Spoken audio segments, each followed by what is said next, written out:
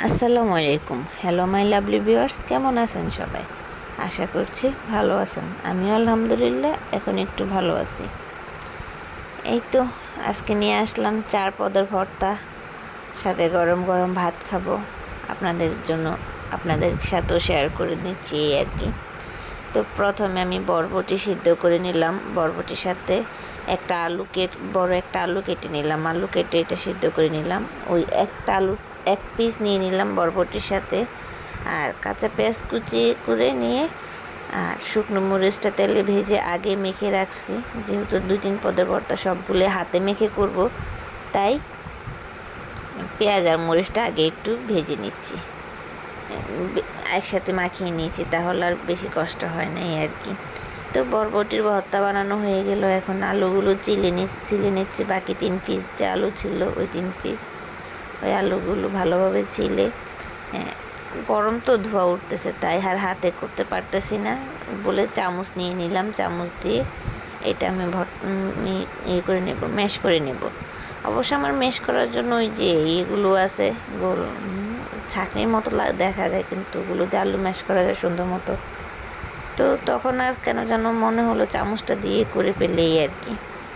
তো আলু ভর্তাও করে নিতেছে, আবার ডাল হয়ে গেছে চুলার মধ্যে। সাথে ছেলের জন্য তো মুরগির মাংস থাকেই এই আর কি।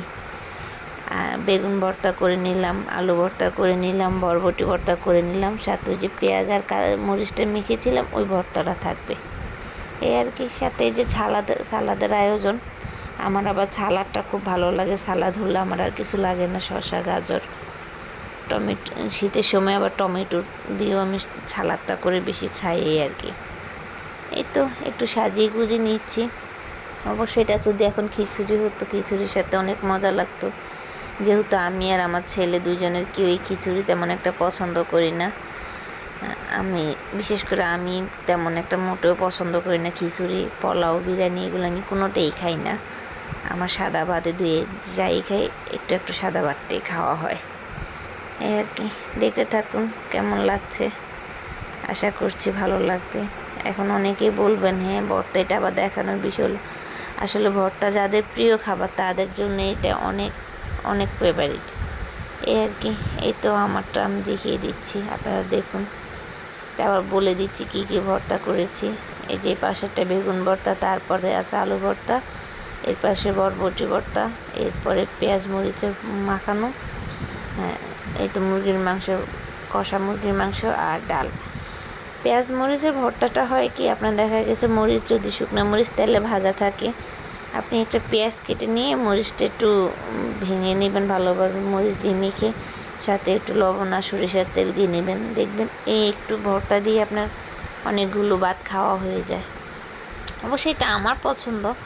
এখন আমি তো সবার পছন্দ তো আমার মতো হবে না, আবার আমার সবার মতো আমার পছন্দ হবে না এই আর কি। আমার একটু ভর্তা হলে ভাত খাওয়া হয়ে যায়।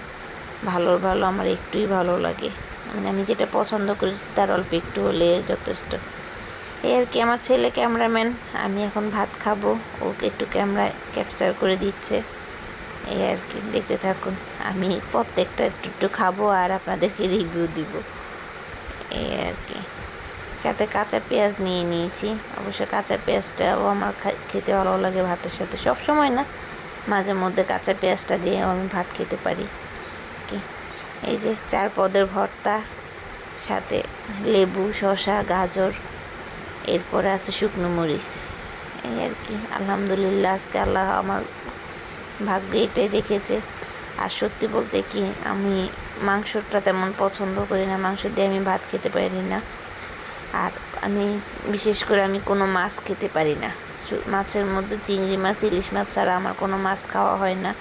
এই জন্য অবশ্য সবার কাছে বকা খাই, তারপরেও মানে আমি খেতে পারি না, এটা আমার কেমন যেন লাগে এই আর কি। মা ছেলের খাবার, ছেলে তো এগুলো ভর্তা কিছুই খাবে না, ও শুধু আপনাদের এই খাবে ডাল আর মুরগির মাংসটা।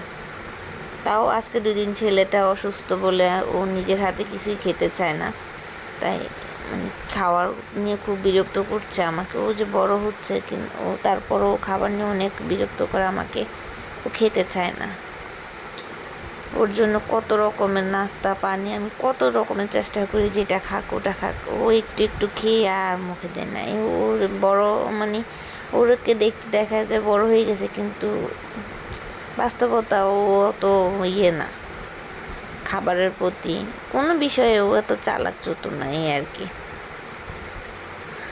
যাক, আল্লাহ আমার বাচ্চাকে সুস্থ সবল রাখুক। সবার কাছে সবাই অবশ্য দোয়া করবেন আমার ছেলের জন্য, আমি যেন আমার ছেলেটাকে ভালো একজন মানুষ হিসেবে তৈরি করতে পারি। আমার ছেলে অত চালাক হোক আমি সেটা চাইও না, আমি চাই আমার বাচ্চাটা মানুষের মতো মানুষ হোক, মানুষের সুখে দুঃখে পাশে দাঁড়াক। অবশ্য আল্লাহ রহমতে এখন তো দেখতেছিও আমার এই ইচ্ছেগুলোই, মানে আমি যেমন চাই তেমনই করে। একটা মানুষের কষ্ট দেখলে ও না খুব কষ্ট পায়, একটা কিছু মানে কান্না দেখলে ও কেঁদে দেয়, মানে ও মনটা অনেক নরম, মানে আমি যেরকম ও আমার মতোই হয়েছে আর কি। যাক, অনেক কিছু আপনাদের সাথে বলে ফেললাম, আশা করি মনে কিছু নেবেন না। আমার ভিডিওর কোথাও যদি ভালো লেগে থাকে প্লিজ চ্যানেলটা সাবস্ক্রাইব করে দিবেন।